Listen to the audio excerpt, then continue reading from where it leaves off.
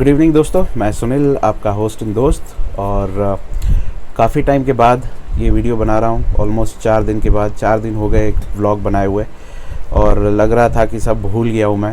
तो I hope कि I will be back on track. तो कोशिश करेंगे कि अब हम रेगुलर हो जाएं अपने अपडेट्स के बारे में और व्लॉग के बारे में। काफ़ी सारे इन्फॉर्मेशन हैं जो मैं आपको देना चाहूँगा इस व्लॉग में। तो पहले मैं विदाउट वेस्टिंग योर टाइम, पहले मैं ईबे पावरशिप और लिमिट इंक्रीज़ के बारे में बात कर लेता हूँ।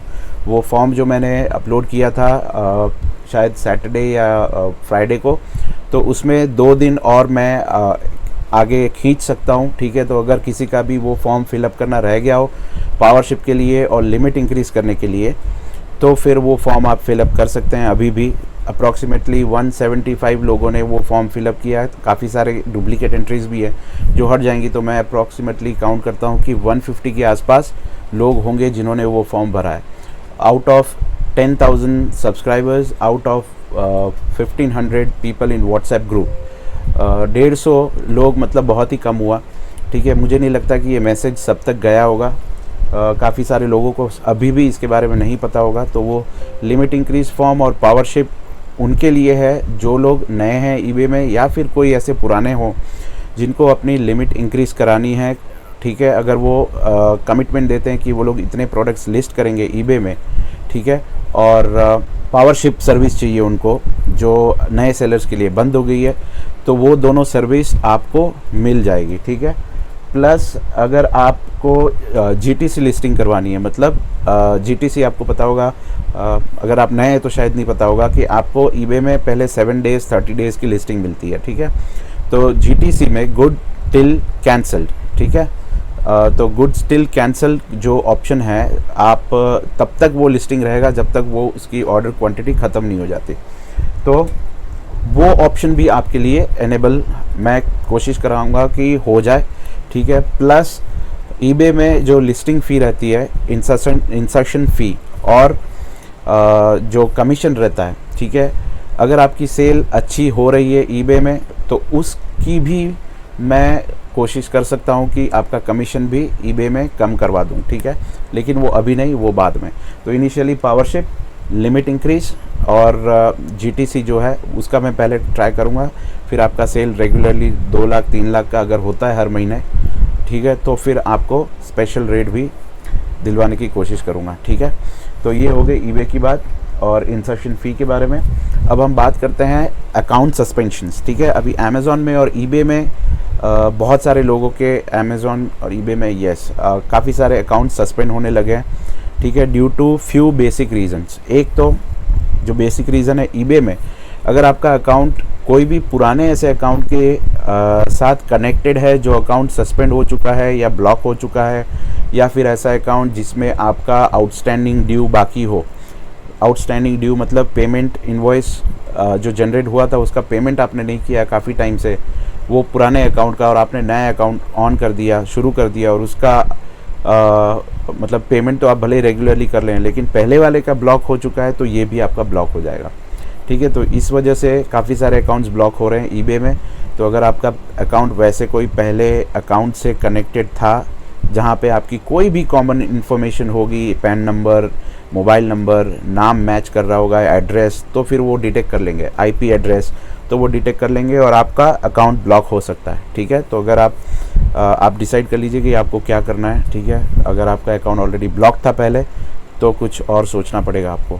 ठीक है, क्या सोचना पड़ेगा वो मैं बाद में बताऊंगा, आज नहीं बताऊंगा। और सेम वे अमेज़ॉन में भी एक वो रीज़न होता है। प्लस जो बेसिक रीज़न होते हैं ब्लॉक होने के, वो होते हैं फेक प्रोडक्ट्स। ठीक है, कॉपी प्रोडक्ट्स जो बेचते हैं हम, फर्स्ट कॉपी प्रोडक्ट्स बेचते हैं, वो होता है।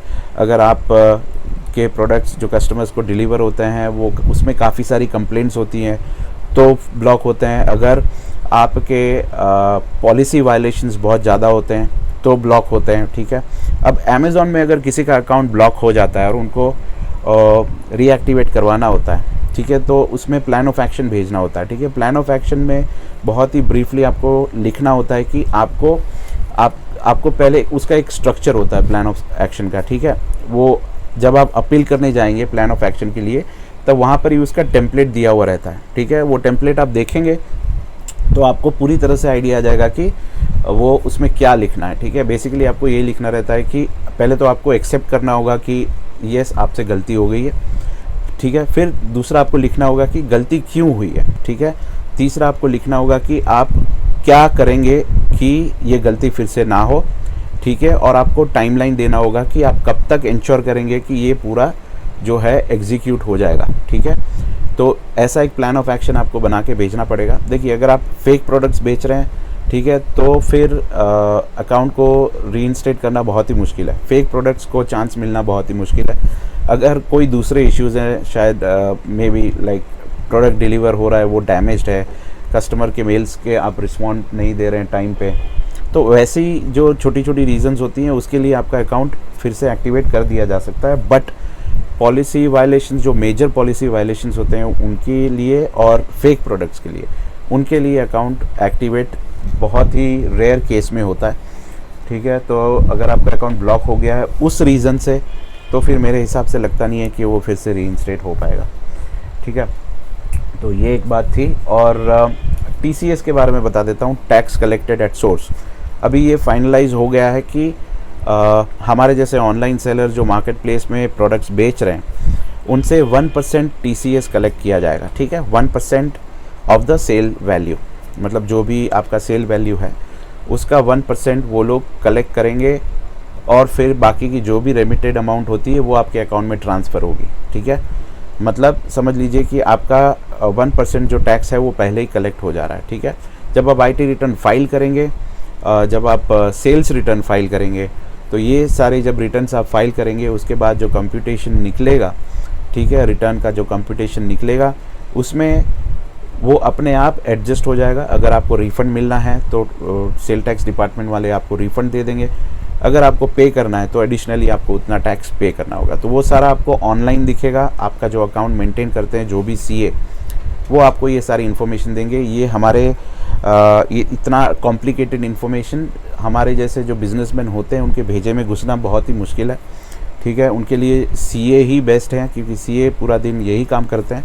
अगर हम वो काम भी हमारी तरफ से करने जाएंगे, ये सारे कैलकुलेशंस, ये कॉम्पिटिशन्स, वैट का, CST का, तो फिर आप बिज़नेस नहीं कर पाएंगे। ठीक है, तो वो काम आपको वहाँ पे करने दे देना पड़ेगा CA को, क्योंकि उतना टाइम अगर आप बिज़नेस में फ़ोकस करने में लगाएंगे तो शायद आपका बिज़नेस ज़्यादा बढ़ेगा।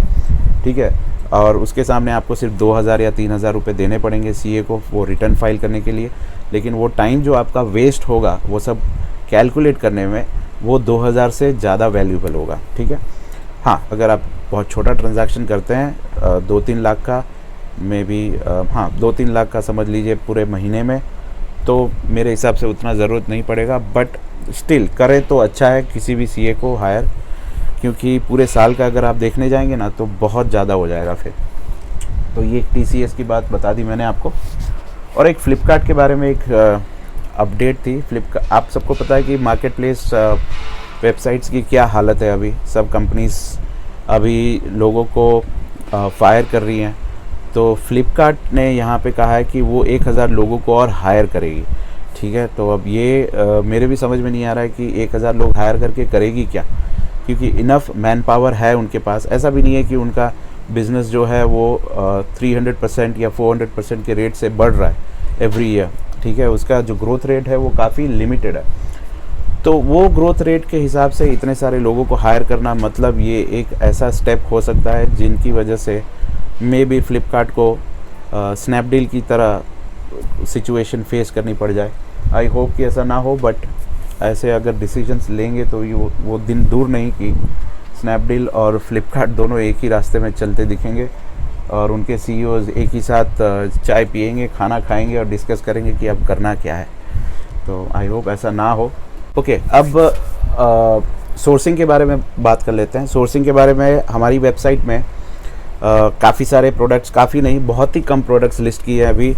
ठीक है, क्योंकि उसका एक स्ट्रक्चर हम डिसाइड कर रहे थे कि वो कैसे लिस्टिंग करेंगे। तो करीबन 25-30 के आसपास, 20-25 के आसपास प्रोडक्ट्स लिस्ट किए हैं अभी, और हम टेस्टिंग फेज़ में है कि वो कैसा उसमें रिस्पॉन्स आ रहा है, क्या उसमें वर्कआउट हो रहा है कि नहीं हो रहा है। तो काफ़ी सारे लोगों ने ऑर्डर्स भी दिए वहाँ से, ठीक है। अभी तक मैं जब वीडियो बना रहा हूँ शायद तब तक कोई प्रोडक्ट अभी तक डिस्पैच नहीं हुआ, तो कल से सारे डिस्पैच होंगे, क्योंकि आज वैसे भी मंडे था तो पहले के वर्कलोड भी काफ़ी ज़्यादा था, तो कल से सारा डिस्पैचिंग भी शुरू हो जाएगा और काफ़ी सारे प्रोडक्ट्स वहाँ पे ऐड होंगे और भी ज़्यादा। प्लस जो भी सेलर्स हैं हमारे ग्रुप में, ठीक है, वो भी जाके एक बार वो लिंक देखें। आपको अभी स्क्रीन में दिख रहा होगा जो मैंने रिकॉर्डिंग किया था हमारी वेबसाइट में, वो कैसा दिखता है। वहाँ पे सारे प्रोडक्ट्स लिस्ट किए हुए होंगे और वहाँ पे आपको पूरा कंपैरिजन भी देखने मिल जाएगा कि वो प्रोडक्ट की वैल्यू दूसरे मार्केट प्लेस में क्या चल रही है, ठीक है। तो आपको आइडिया आ जाएगा कि वो ख़रीदना चाहिए या नहीं ख़रीदना चाहिए। प्लस आपको खुद की तरफ से भी एक बार क्रॉस वेरीफाई करना बहुत ज़रूरी है। तो जो भी सेलर्स हैं जो अपने प्रोडक्ट्स चाहते हैं कि मैं अपने वेबसाइट में डालूँ और वहाँ से दूसरे लोग ख़रीदें, तो वो उनका एक टेम्पलेट और फॉर्मेट मैंने बना के रखा है। जो सेलर ग्रुप है व्हाट्सएप में, उनको मैंने वो भेज दिया है, ठीक है। तो वहाँ से वो मुझे होलसेल प्राइस में वो प्रोडक्ट्स की इन्फॉर्मेशन देंगे, वो मैं लिस्ट करूँगा और वहाँ पे जिसको भी ख़रीदना होगा प्रोडक्ट वो वहाँ से ख़रीद पाएगा। और चाहे तो वो पेटीएम से भी पे कर सकता है, जो थर्ड पार्टी प्रोडक्ट्स हैं, जो हमारे प्रोडक्ट्स नहीं है वो उनको, क्योंकि उनके पैसे हम हमारे अकाउंट में नहीं ले सकते, तो वो मेरे पेटीएम में लेके फिर मैं उनके पेटीएम में ट्रांसफ़र कर दूंगा, ऐसा कुछ करूंगा। लेकिन वैसे प्रोडक्ट्स ही हम लिस्ट कर रहे हैं जो 100% जेन्युइन हो और जो बेचने से कोई इशू ना हो, सिर्फ वही प्रोडक्ट्स हम लिस्ट करने वाले हैं, ठीक है। तो आपको कोई भी टेंशन नहीं होगा कि ये प्रोडक्ट हम लिस्ट करेंगे तो इसका बिल नहीं होगा तो क्या होगा, ठीक है। हर एक प्रोडक्ट आपको बिल के साथ मिलेगा। अगर आपके पास टिन नंबर और वैट नंबर है, टिन नंबर और सीएसटी नंबर है, तो आप हमारे पास से टैक्स इनवॉइस ले सकते हैं, ठीक है। अगर आप सी फॉर्म प्रोवाइड कर सकते हैं तो आपको 2% सीएसटी में हम देंगे, लेकिन वो 2% तब एप्लीकेबल होगा जब आप हमें सी फॉर्म रिटर्न में देंगे तब। अदरवाइज़ जो बाय डिफ़ॉल्ट जो टैक्स परसेंटेज है वही लगेगा जब आप हमें सी फॉर्म देंगे, तब आपकी जो डिफरेंस अमाउंट है वो आपके अकाउंट में हम ट्रांसफ़र कर देंगे। तो उस हिसाब से करना पड़ेगा। जिनको सी फॉर्म के बारे में पता है उनको आइडिया आ गया होगा, ठीक है। जिनको नहीं पता है तो उनको फिर एक्सप्लेन करना होगा मुझे आगे चल के। तो सेलर्स, जितने भी सेलर्स हैं, प्लीज़ आप वो ग्रुप से एक बार निकल जाइए। अगर आप रेगुलर ग्रुप में हैं, ठीक है, मुझे व्हाट्सएप करिए, मैं आपको सेलर्स ग्रुप में डाल दूँगा। वहाँ पे आपको मैं आइडियाज़ और टिप्स भी देता रहूँगा कि कैसे आपको प्रोडक्ट को ज़्यादा सेल करना है, ठीक है। और जो बायर्स हैं वो तो एक ही ग्रुप में, ठीक है। बायर्स को भी काफ़ी तकलीफ हो रही है, उसके बारे में भी मैं थोड़ी देर में बात करूँगा। तो यहाँ सेलर्स की बात करते हैं फिर से। तो वो लोग मुझे फॉर्मेट्स पूरा भेज देंगे, ठीक है। फिर मैं उनकी प्रोडक्ट लिस्ट कर दूँगा। तो करीबन 1 महीने के अंदर मैं एक्सपेक्ट करता हूँ कि 1000-2000 प्रोडक्ट्स वैसी हो जाएंगी जिनका कंपटीशन रेट जो है वो काफ़ी कम है और टॉप सेलिंग प्रोडक्ट्स में है, ठीक है। तो ये सारी इन्फॉर्मेशन मैं चेक करूँगा और उसके बाद ही उसको लिस्ट करवाऊँगा, ठीक है। डायरेक्टली मैं लिस्ट नहीं करूँगा कोई भी प्रोडक्ट या फिर इन्फॉर्मेशन विदाउट चेकिंग। तो उसके बारे में आपको ज़्यादा घबराने की ज़रूरत नहीं पड़ेगी, ठीक है। अब व्हाट्सएप ग्रुप की बात करते हैं। व्हाट्सएप ग्रुप में कुछ ग्रुप्स हैं, in fact most of the groups ऐसे हैं जहाँ पे कोई मेंटर अभी तक नहीं मिला है, क्योंकि मेंटर बनने के लिए अभी तक किसी ने हाथ नहीं उठाया है। हाथ मतलब रिस्पॉन्सिबिलिटी लेने के लिए कोई रेडी नहीं हुआ है। अभी तक 6 लोग हैं जो रिस्पॉन्सिबिलिटी लिए हुए हैं कुछ ग्रुप्स की। वो लोग भी काफ़ी मेहनत कर रहे हैं और काफ़ी स्ट्रगल कर रहे हैं, वहाँ पे काफ़ी इन्फॉर्मेशन दे रहे हैं, ठीक है। और काफ़ी शॉकिंग बात यह है कि कुछ लोग इन्फॉर्मेशन ले रहे हैं फ़ोन पे, उनको काफ़ी मदद भी मिल रही है, लेकिन मतलब जब फ़ोन काटते हैं तो कुछ थैंक यू वगैरह भी नहीं बोलते हैं। सो ये बहुत ही शॉकिंग बात है, क्योंकि अगर आपको हेल्प मिल जाती है तो कम से कम आप किसी को थैंक यू बोल दीजिए जो भी आपको हेल्प कर रहा है, ठीक है। तो अगर हाँ मतलब पेटीएम में उनका QR कोड भी डाला हुआ है ग्रुप में, जिनको लगता है कि हेल्प अच्छी मिल रही है तो वो उनको QR कोड में पेमेंट भी कर सकता है as a token of appreciation, ठीक है। चलो वो तो नहीं हो रहा है मेरे हिसाब से, और मुझे लगा था कि शायद होगा भी नहीं, बट कम से कम थैंक यू तो बनता है यार। उतना तो आप कर सकते हो कि कोई आपको मदद कर रहा है तो उतना थैंक यू आप कह दो, ना कि फ़ोन डायरेक्ट काट दो, तो उनको भी बुरा लगता है, ठीक है। तो ऐसा मत करिएगा, कोई हेल्प कर रहा है तो कम से कम थैंक यू बोल दीजिए। और कोई अगर ऐसा होता है जो हेल्प करना चाहता है ग्रुप के लोगों को, तो प्लीज़ आगे बढ़ कर आए वो बंदे को मैं मेरी तरफ से डायरेक्ट हेल्प करूँगा, ठीक है। तो जितने भी वो बंदे हैं उनको मैं मेरी तरफ से डायरेक्ट हेल्प कर रहा हूँ और वो लोग सामने लोगों को हेल्प कर रहे हैं। सो ऐसे काम हो रहा है अभी। तो ये बातें हो गई अपडेट्स के बारे में। अब हम थोड़े क्वेश्चन आंसर्स देखेंगे लोगों के। ये हमारा बंदा है, कभी भी बोलो चाय लेके आओ तो क्या कितना चाय पियोगे चाय लेके आओ यार, मंगवा दो यार कहीं से।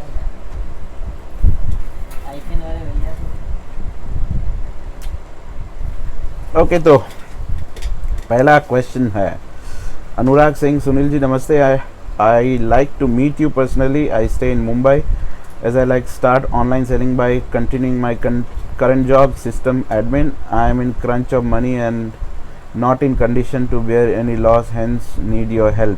अनुराग जी, मैं एक्चुअली पर्सनली किसी को भी हेल्प नहीं कर सकता डायरेक्टली, ठीक है। मुझे पता है कि सिचुएशन ख़राब है और करना चाहिए मुझे, बट मैं ऐसे सिचुएशन में नहीं हूँ कि मैं पर्सनली किसी को हेल्प कर पाऊँ, ठीक है। जब भी हम मीटअप रखेंगे मुंबई में या कहीं पर भी, तो लोग सारे एक साथ आ सकते हैं और वहाँ पे जितनी भी बेसिक इन्फॉर्मेशन चाहिए वो सारी इन्फॉर्मेशन मैं आपको फेस टू फेस दे सकता हूँ। तो मैक्सिमम मैं वही कर सकता हूँ। और आप ग्रुप में ऐड हो सकते हैं, व्हाट्सएप ग्रुप में, अगर आपको लगता है कि वहाँ पे आपको जो भी थोड़ी हेल्प मिल जाए वो मिल जाएगी। अगला सवाल है पारामा प्रोडक्शन। ओके, मुझे लगता है कि ये कोई फिल्मी कंपनी है, may be. I would like to work with you. I, Vishnu, have been student of culture and media studies and having knowledge of filmmaking editing. Okay, but मुझे ये नहीं बताया कि आप मेरे साथ वर्क क्यों करना चाहते हैं। मतलब फिल्म एडिटिंग के लिए काम करना चाहते हैं या फिर ई कॉमर्स के बारे में बात करना चाहते हैं, क्योंकि वो मेरे को समझ में नहीं आया। क्योंकि मेरी वीडियो एडिटिंग तो कुछ खास नहीं है, तो ऐसा ना हो कि आप कुछ सीखने आए और मैं ही कुछ सीख लूँ आपसे, ठीक है। तो देखिए आपके ऊपर भारी पड़ सकता है यहाँ पे। एक मैसेज है, कॉल और text me on WhatsApp, very important information for you. मैं नहीं कर सकता किसी को भी सामने से मैसेज और कॉल। ये यूके का नंबर है, ठीक है, कमेंट बॉक्स में है यहाँ पे। लेकिन मैं कुछ भी नहीं कर सकता, किसी को भी फ़ोन नहीं कर सकता, किसी को भी व्हाट्सएप नहीं कर सकता, ठीक है। अगर आपके पास मेरा व्हाट्सएप नंबर है तो आप मुझे प्लीज़ व्हाट्सएप कर सकते हैं। कुछ भी इम्पोर्टेंट ऐसा हो तो मैं आपको रिप्लाई कर दूंगा। क्या वो हिंदी में बात करते हैं? ये सवाल नहीं समझ में आया। This should be trashed in the face of CEOs, we sellers are shitty people according to them. Yes Subhrajit, काश ऐसा हो पाता कि ये मैसेज डायरेक्टली उनको जाता। वैसे उतना भी पावरफुल मैसेज नहीं है, बट जो भी है कम से कम उनको रियलाइज़ तो हो कि सेलर्स की सिचुएशन कैसी है। जो ऊपर से दिखता है वो वैसी नहीं है, ठीक है। क्योंकि वो लोग फोकस 99% जो है वो बायर्स की तरफ ही रखते हैं। बायर्स को क्या चाहिए, बायर्स को क्या पसंद है, बायर्स क्यों ऐसा कर रहा है, बायर्स क्यों खुश नहीं है, ठीक है।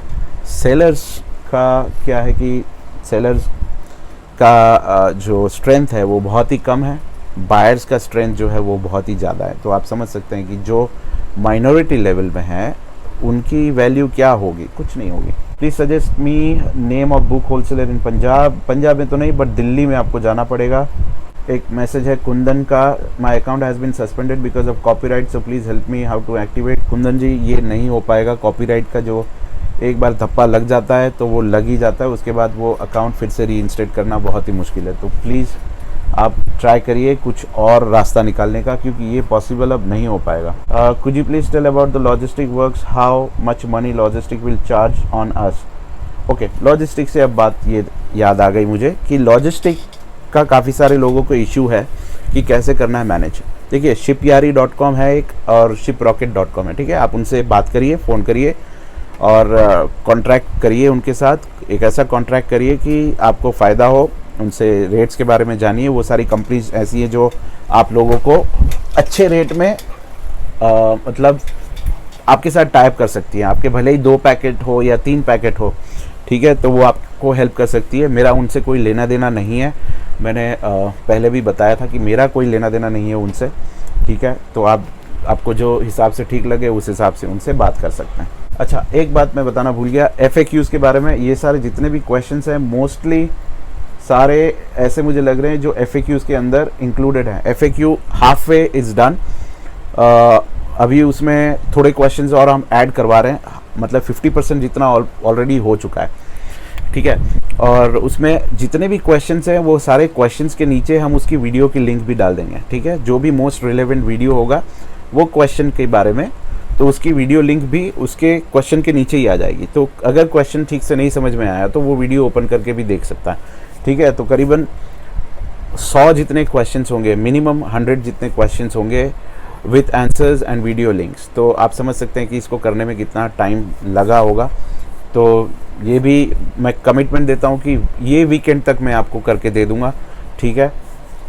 ये वीकेंड पक्का, बाकी तो मेरे हिसाब से ओके है। हाँ, और एक चीज़ रेफरल के बारे में, काफ़ी सारे लोग अटके हुए हैं बीच में रेफरल के बारे में, उनको पता नहीं चल रहा है कि पीछे का कहाँ तक पहुँचा। देखिए, आप अपनी तरफ से पीछे पूछ लीजिए, 2-4 जगह 5 जगह नहीं रिस्पांस मिल रहा है तो खुद ही अकाउंट ओपन करिए और आपके नीचे जो 3 जन हैं उनको रेफ़र करिए और आगे बढ़ते जाइए, ठीक है। मेरे तरफ से जितना करना था मैंने वो कर दिया, ठीक है। सब लोगों को इन्फॉर्मेशन दे दी। अब कोई बीच में से हट जा रहा है, उनको नहीं करना है, डॉक्यूमेंट्स नहीं है, तो अब मैं क्या कर सकता हूँ। जिन्होंने वो फॉर्म भरा था सबकी डिटेल्स मैंने दे दी, ठीक है। मेरे पास किसी का भी कोई डिटेल नहीं है। आप लोग देखिए, जिस हिसाब से आपको लगता है कोई अगर पीछे है नहीं है, खुद रजिस्टर करिए और आपके नीचे 3 जो भी हैं 3 लोग, उनको रेफ़र करिए और आगे बढ़ते जाइए, ठीक है। नहीं तो ये कभी ख़त्म नहीं होगा अप्रैल तक, आगे बढ़ते जाइए, टाइम वेस्ट मत करिएगा, ठीक है। तो बेसिकली इतना ही है दोस्तों, और कुछ लगता नहीं है कि होगा, ठीक है। तो क्वेश्चंस जो है बेसिकली ये सारे यही हैं। और एक बात मैं आपको बताने वाला था, देखिए पैसे, ये सब तो हम जो भी कर रहे हैं वो टू बी ऑनेस्ट पैसों के लिए ही कर रहे हैं, ठीक है। ये क्या बोल रहा था मैं, कभी कभी दिमाग काम नहीं करता है, सुन्न हो जाता है क्या बोलने वाला था और क्या निकल जाता है मुंह से। पैसे के लिए ई-कॉमर्स के बारे में हम जान रहे हैं। सेम वे, अगर आप में ऐसा कोई टैलेंट है, ठीक है, अगर आप में एक्सपर्टीज़ है कोई ऐसे सब्जेक्ट की जो आपको लगता है कि आप शेयर कर सकते हैं यूट्यूब में, तो यूट्यूब से भी आप अच्छा पैसा कमा सकते हैं, ठीक है। लेकिन यूट्यूब में आपको यही करना है कि आपको कंसिस्टेंटली यूट्यूब में बनाए रहना है, ठीक है। और आपको सब्सक्राइबर्स और व्यूज़ के पीछे भागना पड़ेगा, जैसे दूसरे चैनल्स में लोग भागते हैं, चिल्लाते रहते हैं कि प्लीज़ सब्सक्राइब करिए मुझे, ठीक है, सब्सक्राइब करना मत भूलिएगा, और खून ना निकल जाए बटन में से, तब तक आप बटन को हिट करिए और सब्सक्राइब करिए। तो वैसा भी आपको कुछ करना पड़ेगा, ठीक है, अगर आपको YouTube से पैसे कमाने हैं तो। अदरवाइज़ YouTube से पैसे कमाने मुश्किल है, क्योंकि आप जब तक लोगों को नहीं बोलोगे सब्सक्राइब करने के लिए, तब तक लोग सब्सक्राइब नहीं करेंगे, ठीक है। मैं मेरे YouTube चैनल में बहुत ही कम बोलता हूँ, शायद ही मैंने कुछ वीडियोस में कहा होगा कि सब्सक्राइब करो मेरे चैनल को अगर आपको पसंद आ रहा है या आपको हेल्पफुल लग रहा है तो। लेकिन YouTube भी एक ऐसा ज़रिया है पैसे कमाने का, जहाँ पे आप, अगर आप में सही टैलेंट है, ठीक है, कुछ भी हो सकता है, कुकिंग हो सकता है, फैशन रिलेटेड हो सकता है, वेस्ट में से बेस्ट बनाने का काम हो सकता है, नॉलेज शेयरिंग का काम हो सकता है, ठीक है, और बहुत कुछ भी, मतलब YouTube कुछ भी कर सकते हो आप। आपको मैं एक YouTube चैनल के बारे में बताता हूँ, ठीक है। वो चैनल में एक लेडी है, एक वुमन है जो बच्चों के खिलौने के साथ खेलती है, ठीक है, सिर्फ हाथों के खिलौने के साथ खेलती है, और उनके रोज़ के मिलियन व्यूज़ हैं, मिलियन से भी ज़्यादा, और कितने लाख तो सब्सक्राइबर होंगे उनके। बच्चों के खिलौने से वो हाथों से खेलती है बस। अब सोच लीजिए इसमें क्या क्रिएटिविटी है। तो भी ऐसे चैनल चलते हैं, इसका मतलब ये नहीं कि आपका भी चल जाएगा, उसके लिए काफ़ी सारी मेहनत करनी होगी, SEO करना होगा। SEO बहुत ही पावरफुल होना चाहिए। SEO क्या होता है, अगर आप चाहें तो मेरे स्टार्टिंग के 30-40 वीडियो देख सकते हैं, उसमें कंटेंट क्या लिखा हुआ है, किस हिसाब से लिखा हुआ आप देखिए, तो आपको SEO के बारे में भी आइडिया आ जाएगा। SEO मेन फैक्टर है, आपका कंटेंट मेन फैक्टर है, ठीक है। आप क्या बोल रहे हैं उसके ऊपर लोगों को बस जुड़े रखना है आपके YouTube चैनल के साथ, ठीक है। अगर आप उसमें वो कर पा रहे हैं तो YouTube आपको ई-कॉमर्स से भी ज़्यादा पैसा देगा दोस्तों, ट्रस्ट मी, मैं आपसे झूठ नहीं बोलूँगा। YouTube में आप जितना पैसा ई-कॉमर्स से नहीं कमा पाएंगे, उतना पैसा आप YouTube से अर्न कर पाएंगे। लेकिन YouTube की बातें अपने WhatsApp ग्रुप में मत करिएगा, क्योंकि जो लोग कर रहे हैं कुछ भी थर्ड पार्टी टॉपिक पे या कोई भी लिंक शेयर कर रहे हैं फालतू की, तो मैं उनको सीधा ब्लॉक कर दे रहा हूँ। ठीक है, मुझे पता है कि उससे मेरे कोई नुकसान होगा, ठीक है, लेकिन मैं ब्लॉक कर दे रहा हूँ क्योंकि मेरा जो मेन पर्पस है ई कॉमर्स की नॉलेज बढ़ाने का, वो पर्पस अगर सॉल्व नहीं होगा और टॉपिक चेंज हो जाएगा तो वो मुझे पसंद नहीं आएगा। तो इसीलिए ही मैं कह रहा हूँ कि यूट्यूब में ट्राई करिए। मुझे पता है कि ये मेरे चैनल में ग्रोथ बहुत ही कम है, क्योंकि मैं अगर ऐसा करूँगा, लोगों को व्हाट्सएप ग्रुप से निकालता जाऊँगा, ठीक है, और टाइम पे रिस्पांस नहीं दे पाऊँगा, तो ऑब्वियसली लोग फ्रस्ट्रेट होंगे और मेरे ही वीडियोस देखेंगे, उसमें डिसलाइक करेंगे जो अब कर रहे हैं लोग, तो वो होना ही होना है। तो मुझे पता है कि मेरा चैनल कहाँ तक जाएगा, लेकिन अगर आप सही मायने में सुपर टैलेंटेड हैं तो प्लीज़ यूट्यूब के बारे में भी सोचिए, वो भी एक अच्छा रास्ता है। ठीक है दोस्तों, तो आज के लिए इतना ही, और होप कि ये वीडियो 9 बजे तक अपलोड हो जाएगा और 9:30 बजे के आसपास मैं लाइव सेशन कर लूँगा फेसबुक में। ठीक है, तो फेसबुक में लाइव सेशंस मैं अब सोच रहा हूँ कि 2 बार कर लूँ दिन में, आधा घंटा दिन में भी। ठीक है, तो कल से ट्राई करूँगा कि आधा घंटा कम से कम दिन में दे दूँ आप लोगों को, क्योंकि बहुत सारे इश्यूज़ आ रहे हैं लोगों को, मुझे पता है, ग्रुप में और सब जगह। तो शाम को आधा पौना घंटा और मे भी दिन में आधा पौना घंटा यूट्यूब में भी फेसबुक में भी मैं करूँगा। ठीक है दोस्तों, तो आज के लिए इतना ही। अब मेरी चाय आ गई है यहाँ पे, ठंडी हो जाएगी अगर नहीं पीऊँगा तो अब कल मिलता हूँ।